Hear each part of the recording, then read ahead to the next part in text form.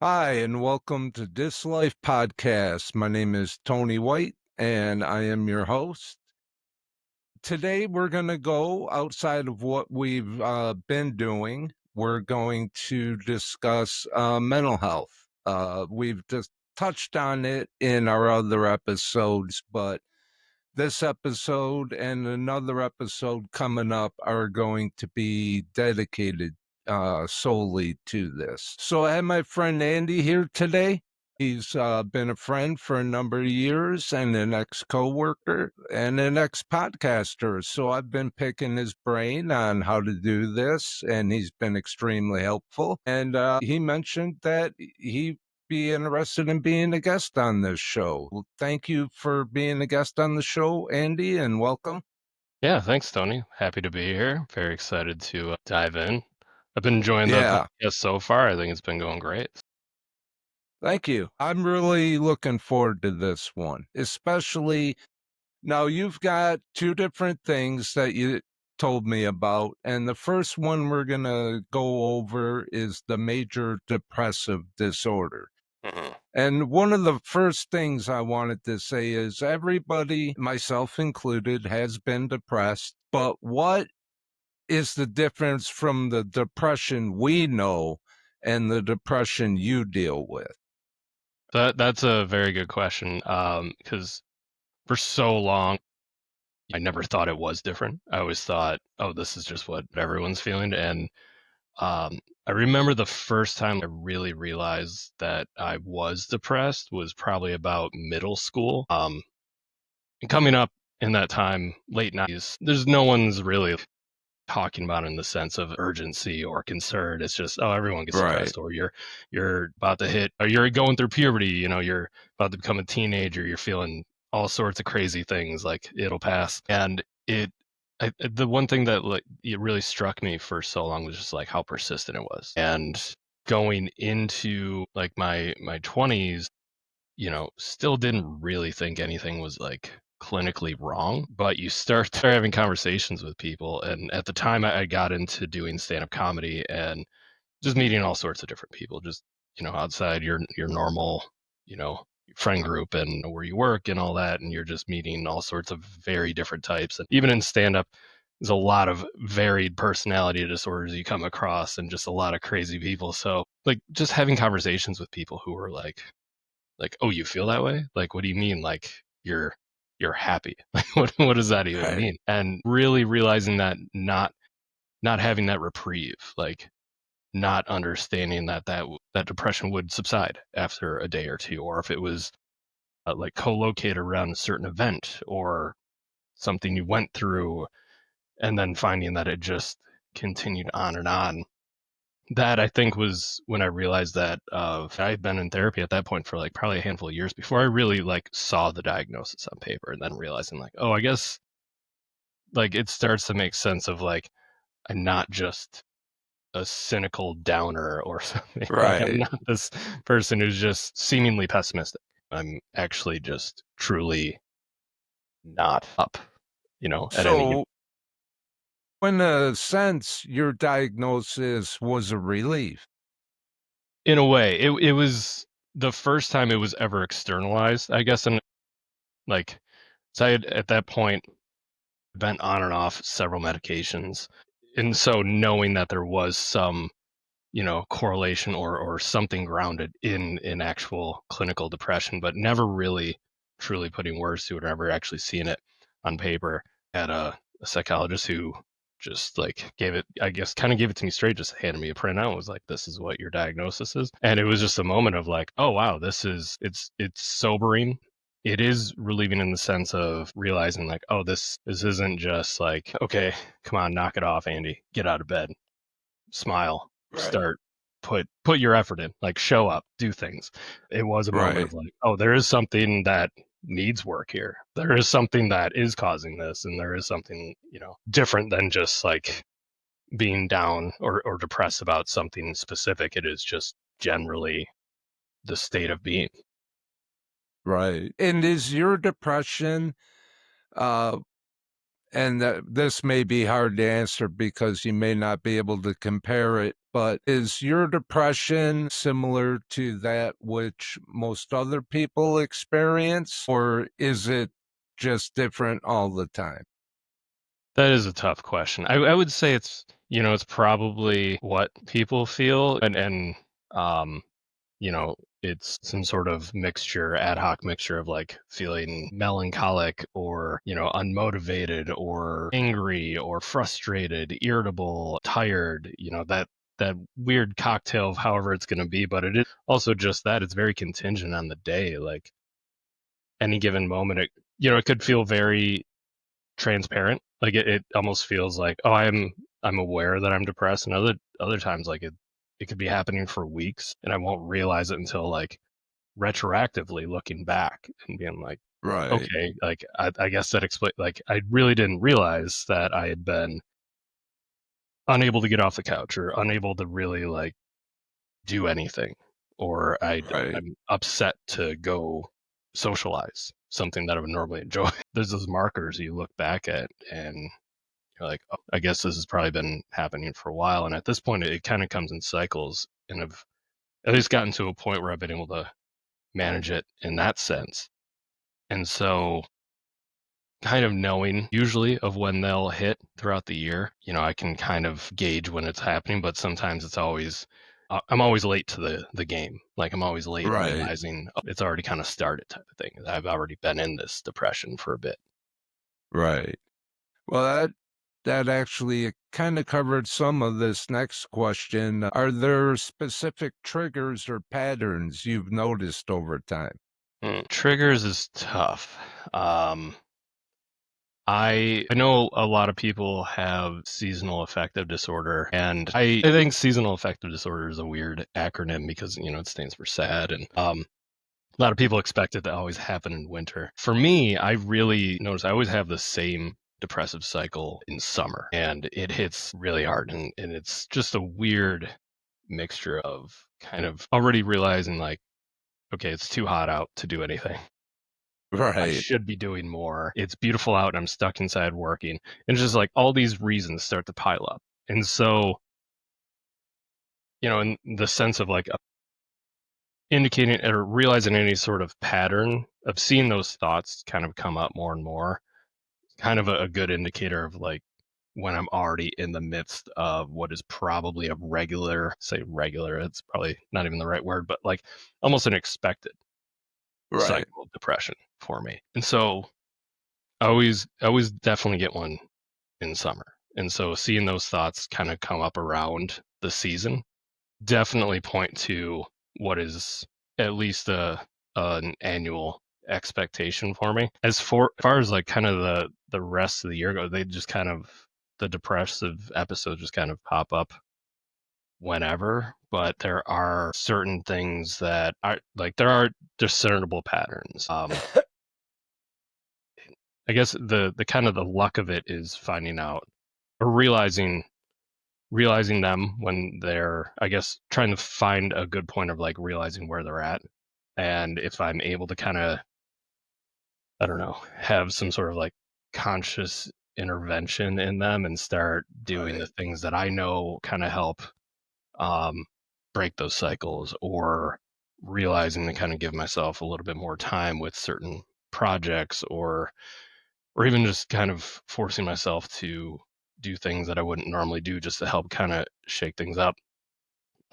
Certainly helps, but it's again, it kind of goes back to that retroactive thing of like, how long have I already been in it and not realized it?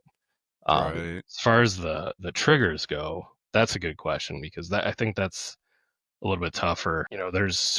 There's definitely some external factors that would play into it. Weather for sure.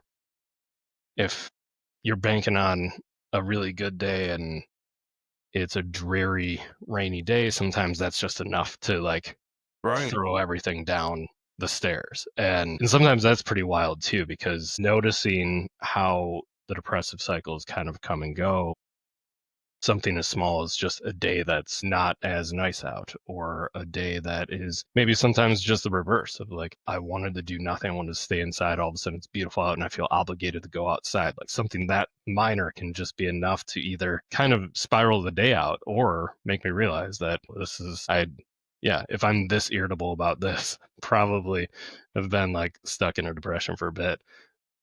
Other factors like alcohol is a big one. Like I enjoy drinking, but there's plenty of times where I realize like, oh, I need to take some steps back because this is really only compounding. Uh, I don't know if I've ever been able to really pinpoint a time when like alcohol has caused a depressive cycle, but it certainly doesn't help. Well, it is a depressive. Yeah, yeah. So yeah, and I guess going along those same lines, work is Oh, a huge downer. Work is yeah. work is rarely an uplifting thing. And given our industry, it's constantly had to be learning all the time. We constantly had to be up on the next thing, the bleeding edge of technology. And so it's um, it's very Stressful. exhausting, very stressful. And that in and of itself can very much build on that depression that can really send you down, especially if you feel like you're falling behind, and then it just gets redoubled when, especially if you're in that midst of the depression where you're like, well, I need to take a day off, or I need to take some time. You feel like you're just falling further and further back, and so Right. that negative feedback certainly builds on that. Yeah. What are the hardest parts of living with depression for you personally? Probably the biggest one is not suspecting it, never knowing like when it's going to happen, and it's just could really derail some plans or even some non-plans, even just expecting to enjoy a day, or be with somebody, or just have a day to read or write, and then waking up realizing that you're in it and you just have no motivation to do something. That is perhaps one of the hardest parts.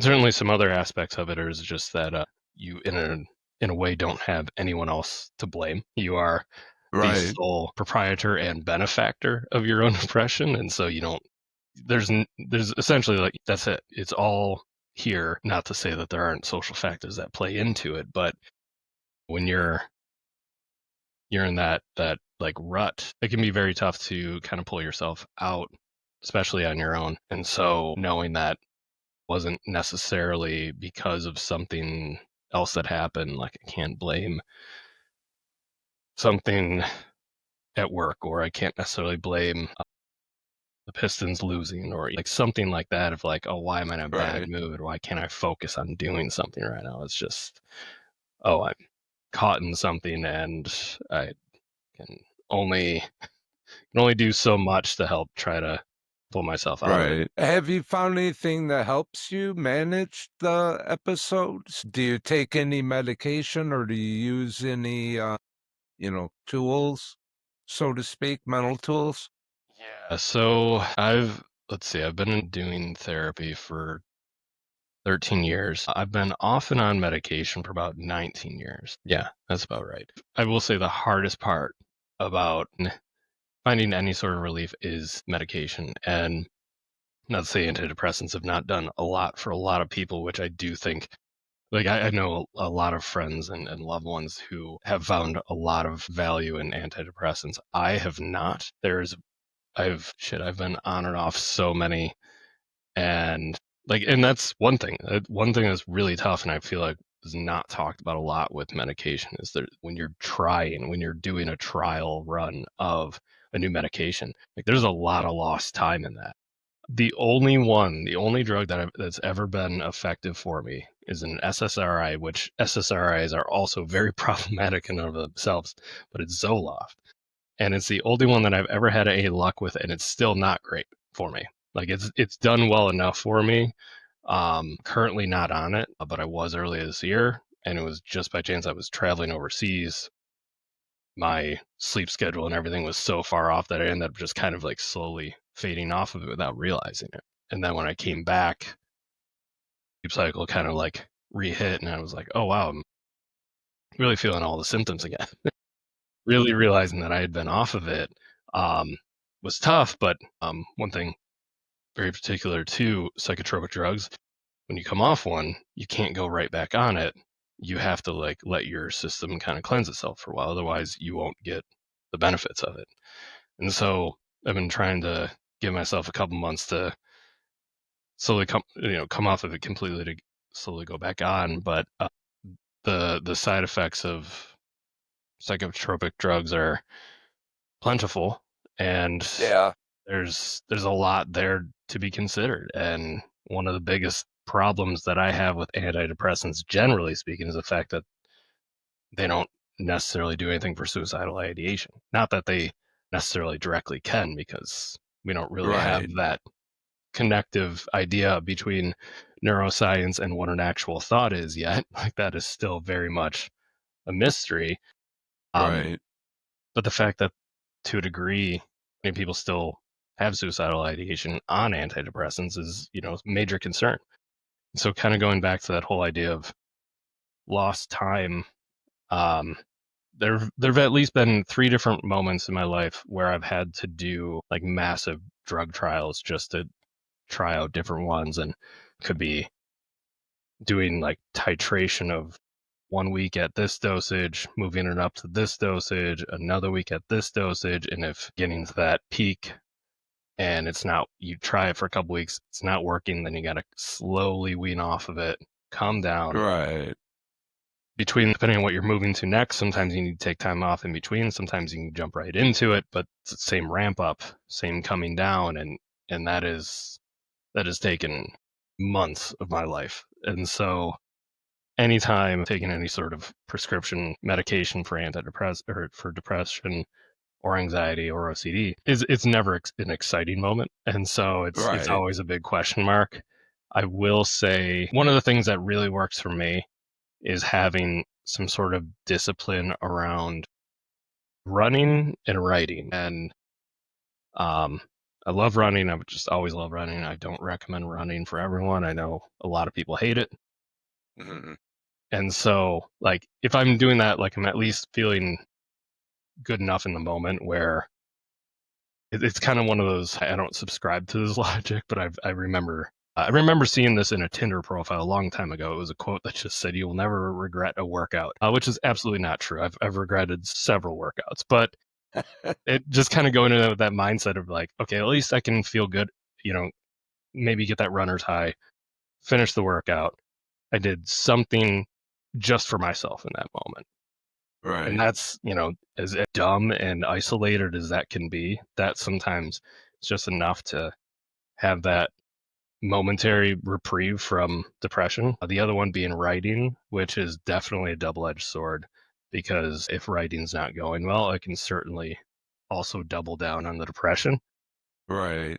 But writing is a very important thing to me, and I'm constantly doing it. And so I tend to use writing as kind of a tool to help with depression, anxiety, sleeplessness, Right. all sorts of things. But like I said, it's not always working. So I will say like those when it comes to like building that toolbox, it kind of is it's a crapshoot. It's a lot of stuff that may work sometimes, but may not always work.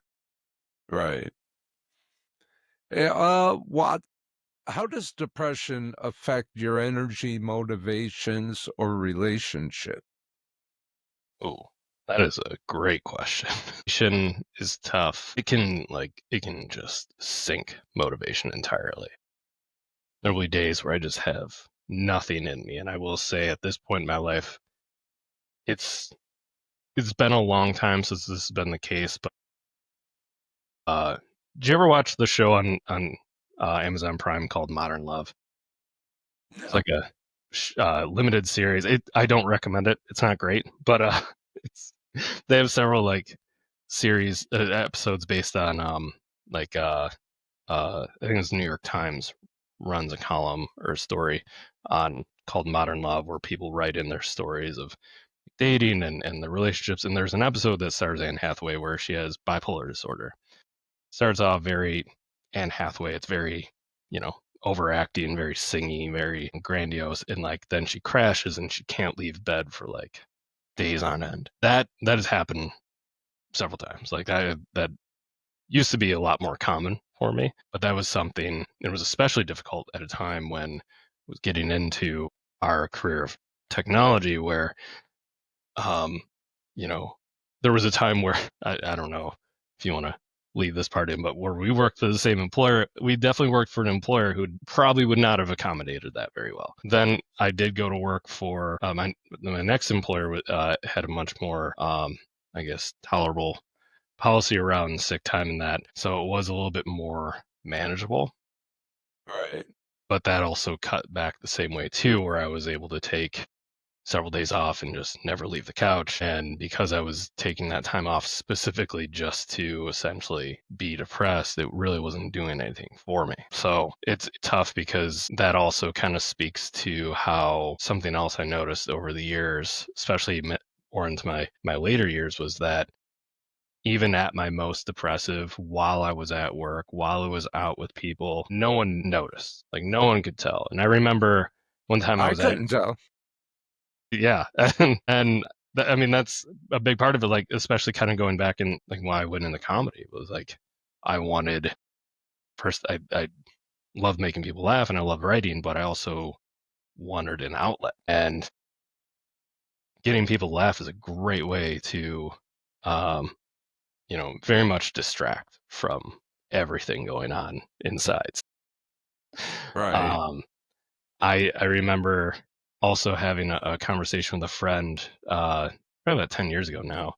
She was asking me about um, like my anxiety specifically and my OCD, and we were at I don't remember where we were at some event, and I was like, "Oh, well, you remember when we were just hanging out?" She's like, "Yeah." I was like, "Well, I was having one in that moment."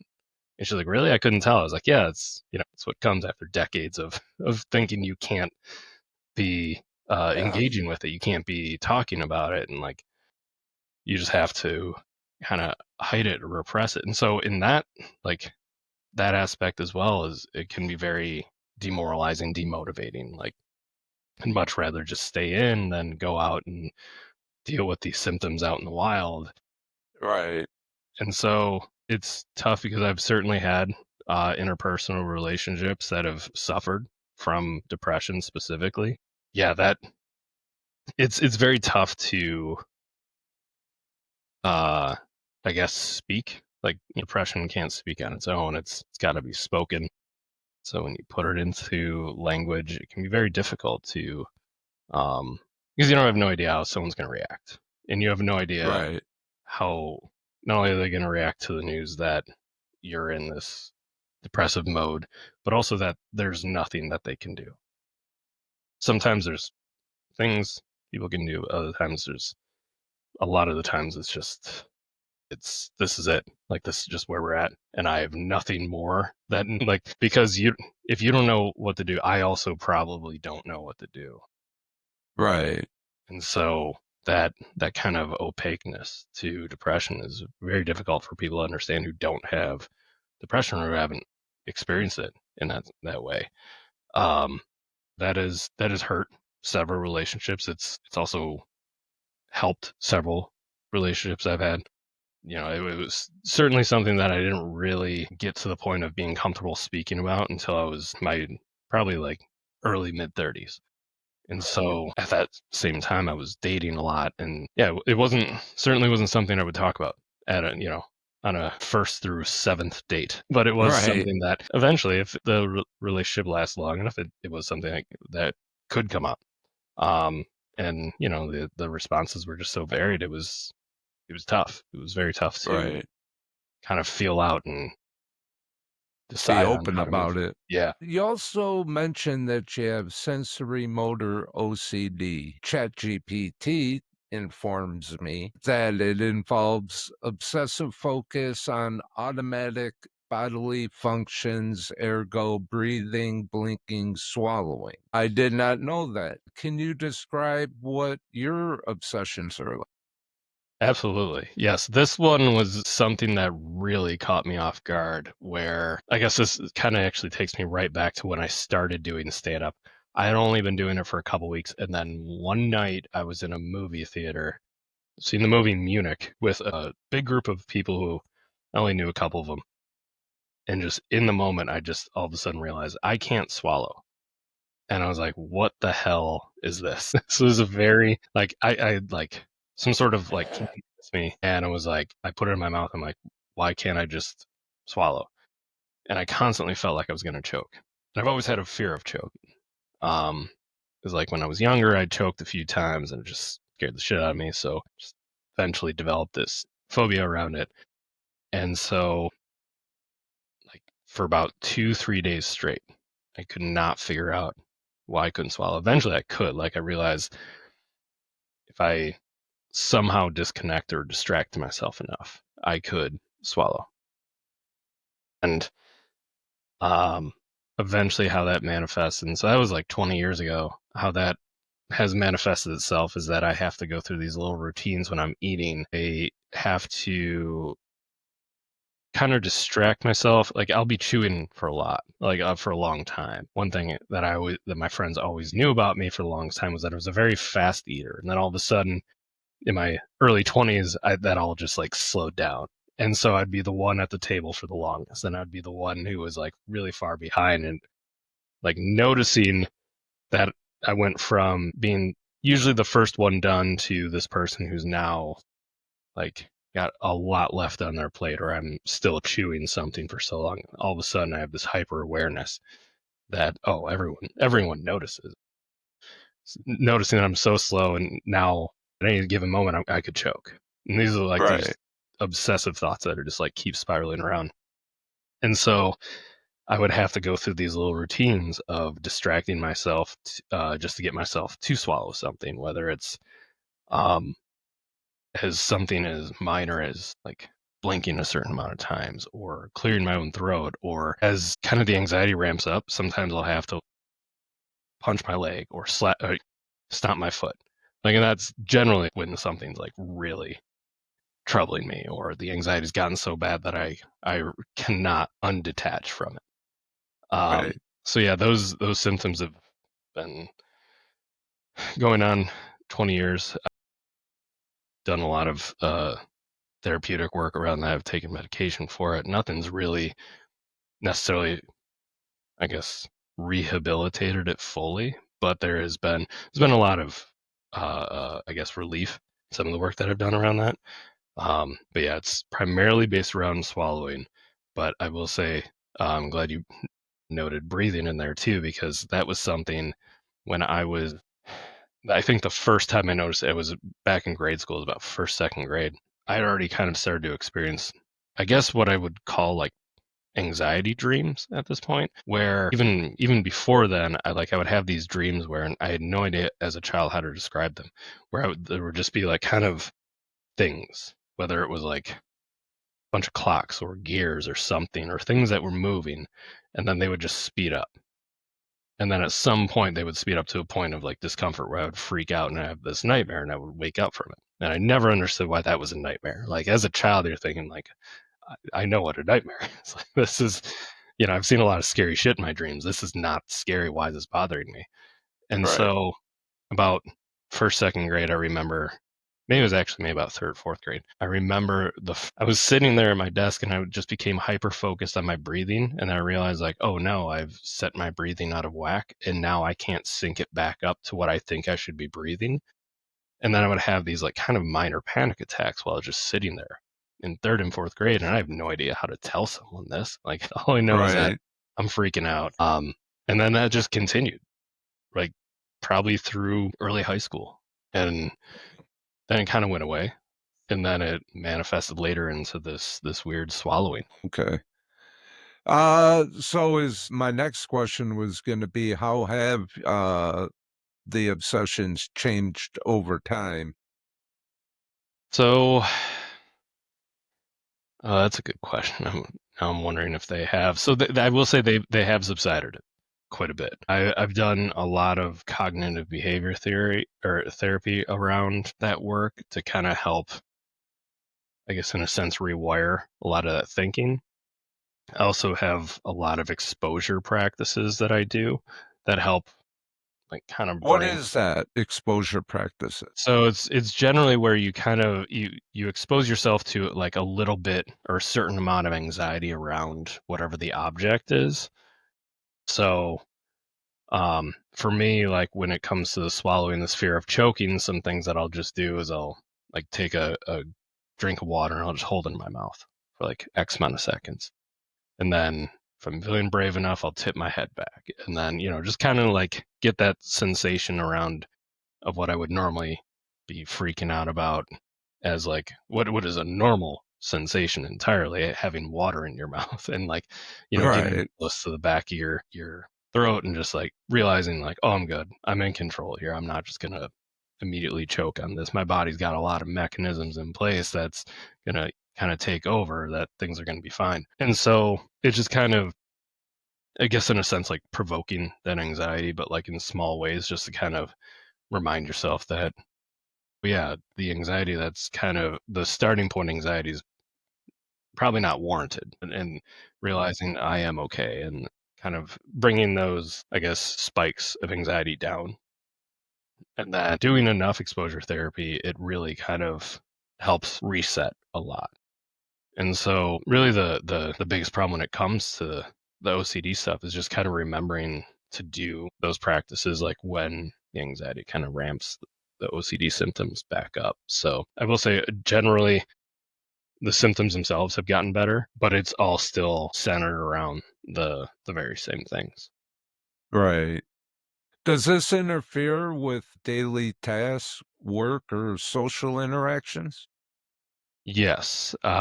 Even kind of going back to the depression thing, where especially when I was living on my own in Ann Arbor several years ago, like I mentioned before, I was dating a lot. And so it was tough. Like I wouldn't necessarily want to go out on dates that were centered around a meal. More often than not, I would just say, like, let's grab a drink or let's grab a coffee at first, which is pretty standard. Like, no one would notice that it was like avoiding a dinner or something.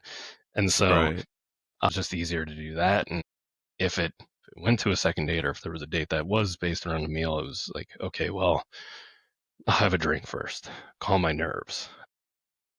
But plenty of times it was, I would go well out of my way to avoid eating in public. What, however that was, whether it was getting lunch with coworkers or right, going out on dates or just eating in general. There was a time when I was working on the road and it was working for a job that was 100% travel. So there was every given night I was at some hotel, and at the time I was living in California, and symptoms were like really, really bad at this point in my life. And it was to the point where I would go out of my way to get some sort of carry out, take it back to a hotel room.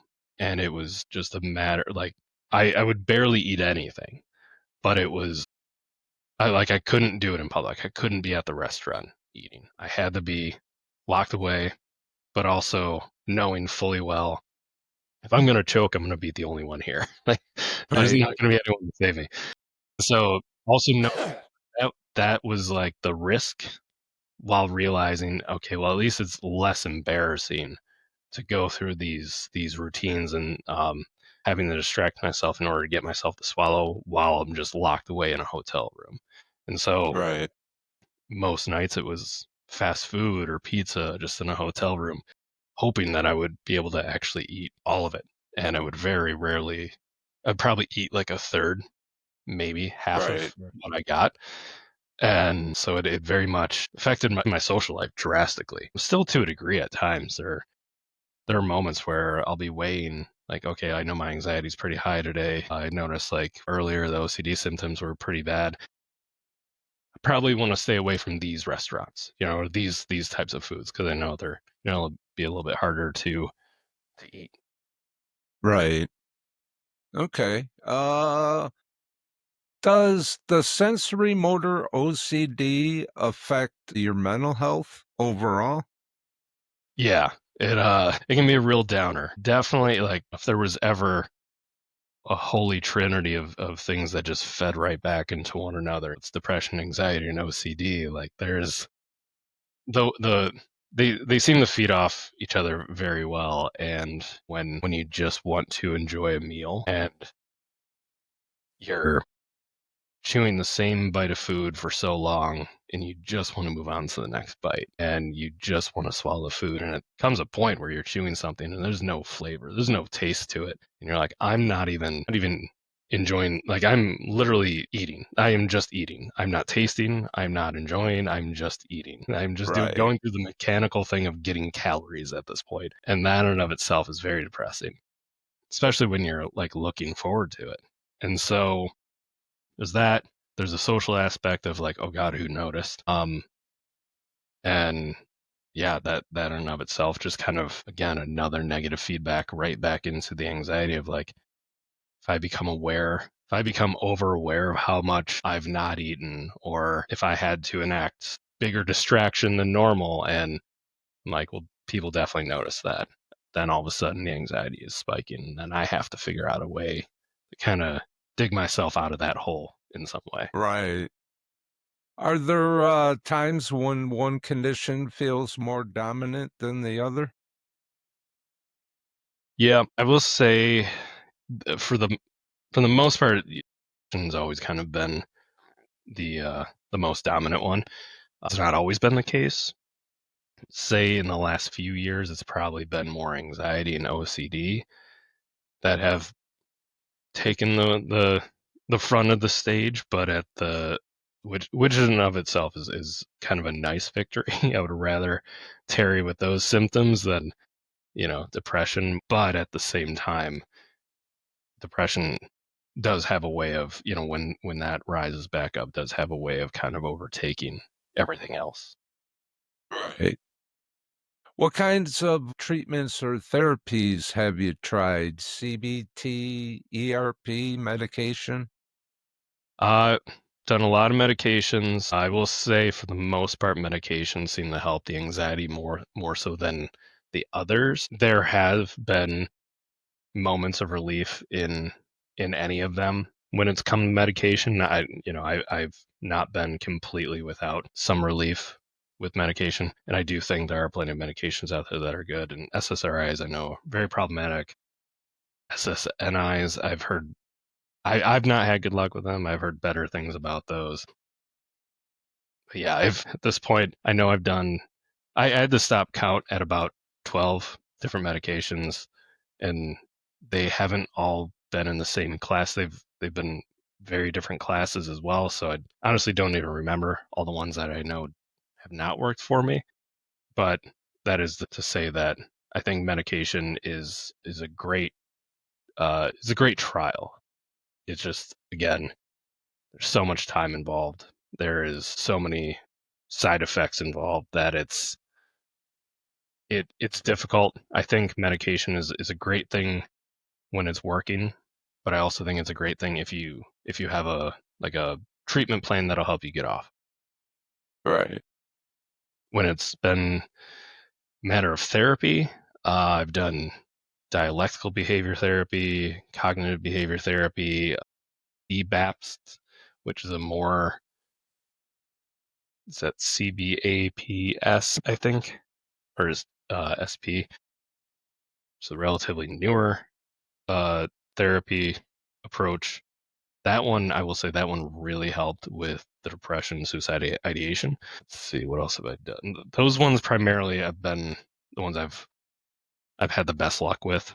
I've done other things like EDMR, which I've heard it works for people. I personally don't understand EDMR at all. Just done regular kind of like talk behaviorist therapy. I do think there is something to be said about having some sort of treatment plan that is based around a specific type of therapy, or finding a therapist who does specialize. But I know that's not always the case. Like, it's not always the most helpful approach too. Sometimes you have to just have a therapist who's there to listen for X amount of weeks to kind of even figure out where you want to go with it. Right. But yeah, I would say for the most part, it's been a lot of those three approaches to therapy. Do you feel supported by those around you? Yes, that is kind of going back to that moment of really not knowing how someone's going to react to it. You know, I remember one of the first times I ever opened up about it. I opened up to a friend of mine, and it was so hard. I remember sitting there, essentially just sitting in silence for like an hour. I told this person I have something I want to tell you, and then I just sat there in silence for an hour, not knowing how to actually put words to it, which was also very shocking because I've never ever since really finding an outlet of speaking, I've never been short on words. And I was waiting for you to say it. I wasn't gonna say it. yeah, if this has not been, a good indicator of what the fact that I can just ramble for too long, it was a weird moment, like, and realizing like, oh, this is very hard to just like really put out there. But after I did, that friend was incredibly supportive. Um, I believe that was like I didn't do that until my early 30s, and then since then, it's just been kind of a point of feeling out the friendships, feeling out the relationships. At this point, I feel confident. Like I have no problem openly talking about any of my diagnoses, any of my history with depression and suicide. And at that point where I have no problem bringing them up at all. Like there have been times where I've been running late to a meeting at work and I was like, oh, I'm sorry. I was just on a call. They're like, oh, who'd you have a call with? Like thinking that I was with another coworker, or a team lead or something. Right, Like, oh, it's my therapist. And like people just understand. And I think right. that's something of, you know, probably the last, I guess, pretty novel to, you know, our generation and now the subsequent generations of just being more accepting of that and more like, kind of not necessarily, um, Less stigma. yes, a lot less stigma. It's a lot more domesticated now. Right. What do you wish people better understood about your experience? I think probably the biggest thing is that kind of going back to that idea of like you have no one else to blame and like it's all just happening inside of you. Like that is only maybe half the story. That there are social aspects to depression and anxiety. Things like stress and anxiety have like high bouts of transference. Like we very much can pick up on the stress of anxiety of someone who's close by us. At working in tech, we felt it all the time. Like one person Right, was stressed, you're very likely to pick up on that stress and feel it yourself. And so there's that social dimension of it. And then there's of course the political dimension of it. We're not unaware of all the terrible things happening in the world right now, and those definitely feed into it. And so just kind of understanding that there's there's more than just the aberrant individual who's depressed or suicidal or manic or schizophrenic or whatever, but also this whole structure around this idea of how we view mental health today, like is very much ideological. This like, oh, everything helps mental health. Just get out, exercise, eat healthy, breathe right, right, do yoga, exercise. All these things. Like even our workplaces are like, take a mental health day, or we have this yoga class at lunch. Do this. That there's so much wrapped up into it that is such a still individualized perspective of these things, that you're only as mentally healthy as you're willing to put the work in. And I don't think that's enough. I think there's a needed um, kind of social intervention there. That there's of course the social aspect of mental health, but there's also a needed change to how we have, in a sense, socialized mental health, and in a sense of how we talk about it, how we view it, how we still think that it's just a bad mixture of brain chemicals at any given moment. There's a lot to be said about the subjective experience of depression and how that fits into interpersonal interactions and how that kind of plays out in the political economic landscape. And it's tough. There's no real purpose in life in any given job. There's no happiness and money, and these are things that we're seeing played out in real time. I right, celebrities still take their own lives. Like celebrities still feel depression, yet they're supposed to have the best lives. And right. yeah. What gives you hope or helps you keep going during difficult times? I like to refer to myself as a hopeless optimist. I don't put hope in much. I think one of the most important things is to kind of connect to a cause of something. I have written extensively about mental health and suicide, and I've done a lot of articles because I do some freelance journalism on the side, written a lot of essays. I've just finished the first draft, a very long form essay on specifically on suicide in our current mental health climate. So having that connectivity to something, some sort of cause in general, whether it's political, social, even if it's a little bit more atomized where it's just your family or something, uh, having having that work to do that is not necessarily just the work you show up to do. The podcast. I remember the whole reason I started my podcast was because I was feeling very depressed about just generally how people spoke about different social issues. And so having that outlet and being able to have these conversations. I hadn't see an old friend and Right. delve into I think there's something to that even having just a conversation with a friend feels like a very easy low hanging fruit easy thing to do, but at the same time it's kind of what I've termed hopeless optimism of there's not a whole lot of reason to hope for anything today in this world, but there's no reason to still not put in the work. And I think that's where the optimism comes in, because at some point, even if you don't expect that your effort, the work you're putting into it to actually change anything, you're still showing up every day to do it. And I think there's something in that kind of propels you to go on even when you don't want to. Right. One last question for you. If somebody out there watching this either thinks they might have one of these two or has been diagnosed already with one of the two, what would your advice be? That's a great question. Um, But number one thing would be finding, like, one of the biggest problems with therapy in general is finding the right therapist. We're always told to find the right therapist. That's very difficult. That's also very time consuming and money consuming, very Right. expensive. I would, depending on where you live, like find a training clinic. With a training clinic, it's normally attached to a state school or university or something where you have people who have PhDs. They are doctors. They have training and they're coming in to get the experience at a training clinic as behaviorists, as psychiatrists, as psychologists. Find one of those, because I will say I did that here, and that has been the gold mine for me. That is the only place I've ever found true relief, and I've had many, many therapists. That would be number one. Because if you have a therapist that you're seeing weekly, bi-weekly, however long, and you're just showing up to talk about something new every week and you're not feeling any better, fire your therapist. That is not a good relationship. Right. Number two, in I guess kind of going along that same line, talk to your therapist about a treatment plan.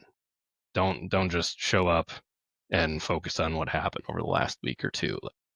Have a reason to come back to this treatment plan, this plan to move forward, and basically set it up like a project, and you will feel and notice the difference. Number two, I would say, you know, kind of, I believe you mentioned this on previous episodes, like find a community. Like, I would say one of the hardest things was doing group therapy because it was such a different experience, and people do not show up for group therapy. Group therapy is probably going to end up being one, two people at the most some nights. Sometimes you'll get everyone to show up, but group therapy is very tough. But when you kind of overcome that, it kind of it shines a new light. You know what many people are probably going through. You don't necessarily need to stick with a group, but just having that experience at some point, whether it's a Facebook group or finding a subreddit or just going out into a group therapy setting and just seeing kind of how that plays out. And then the third thing, going back to that that last bit of hopeless optimism of finding something to really connect to. Like, what is it about your experience of these symptoms of this that wants you to, rehabilitate them, wants you to overcome them? Um, but sometimes sometimes it's more than just, I don't want to have to go through the same obsessive compulsive routines every day. It's sometimes more than just getting out of bed. Okay. All right. Well, thank you very much, Andy. Yeah. That was Thank very you. brave of you to come on, talk about that. Want to tell everybody out there, hit like and subscribe. If you have any words of encouragement for Andy, let him know. If you have what he has and you have some hacks that have worked for you, let him know. And we'll see you the next time.